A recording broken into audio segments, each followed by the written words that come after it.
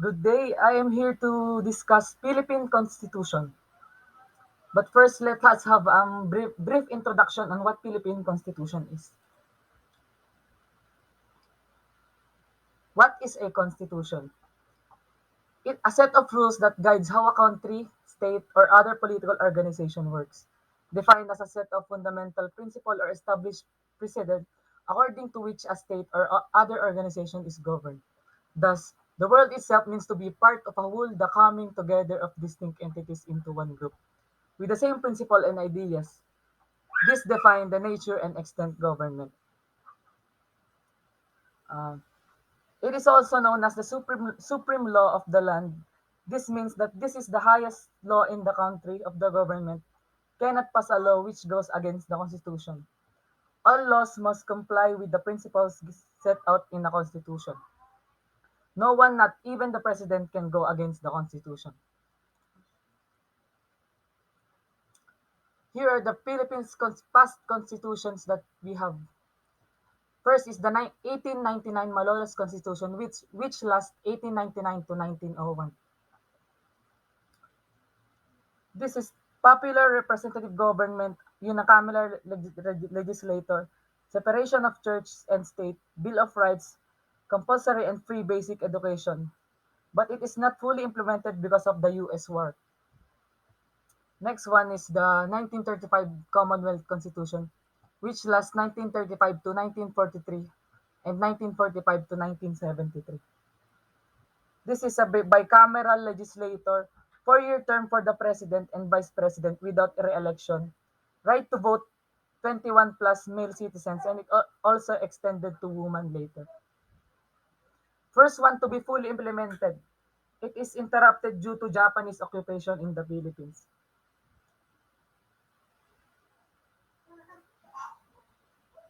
The next one is the 1943 Constitution. Strong executive powers, unicameral National Assembly. Problem in this constitution is this was recognized as legitimate and binding only in the Japanese-controlled areas of the Philippines and was completely ignored by the Americans. The next one is the 1986 Freedom Constitution. This is a verbatim copy of the 1973 Constitution minus of the provisions on the Batasang Pambansa. Aquino vested in herself both executive and legislative powers, a transitional constitution that lasted for a year. And this is the last one is the 1987 Constitution, which is the 1987 and our present Constitution. This is upholding national sovereignty, promotion of social justice, respect for human rights and civil liberties, democratic governance, and the prevention of another dictatorship.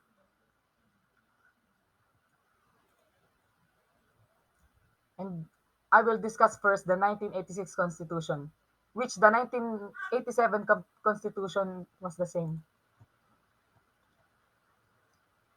What is freedom of Constitution of 1986?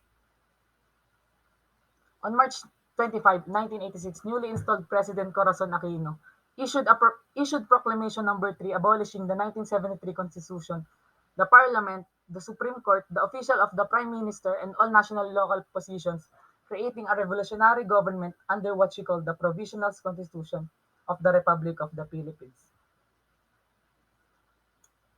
And why is it formed?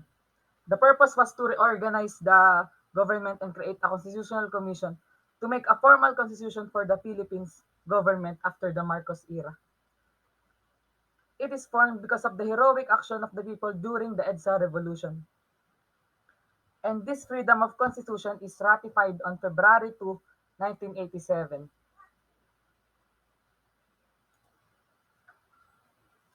And this was go into 1987 constitution, which is our present constitution.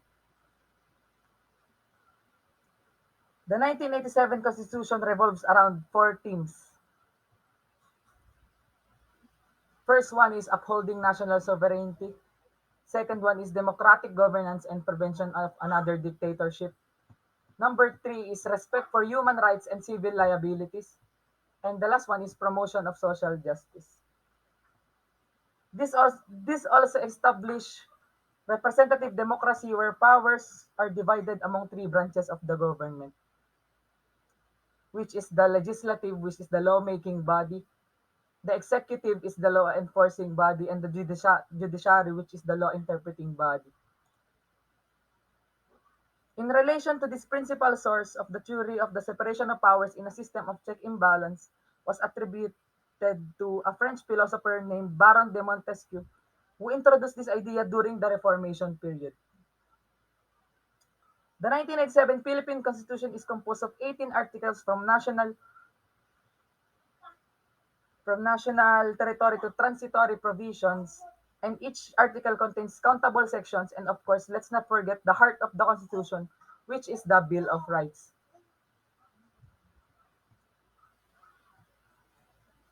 Is an enumeration of a person's rights under the Constitution and a limitation upon the power of the state. And how different it is from the previous Constitution. It is created in accordance with the establishment of the Revolutionary Government of 1986, and only parts of human rights were retained from the previous Constitution. This is the parts of the 1987 Constitution. Article 1, National Territory. Article 2, Declaration of Principles and State Policies. Article 3, Bill of Rights. Article 4, Citizenship. Article 5, Suffrage. Article 6, Legislative Department. Article 7, Executive Department. Article 8, Judicial Department. Article 9, Constitutional Commissions. Article 10, Local Government. Article 11, Accountability of Public Officers.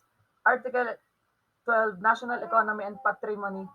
Article 13, Social Justice and Human Rights. Article 14, Education and Science and Technology, Arts, Culture, and Sports. Article 15, The Family. Article 16, General Provisions. Article 17, Amendments or Revisions. And the last one is Article number 18, Transitory Provisions. And that's all. Thank you.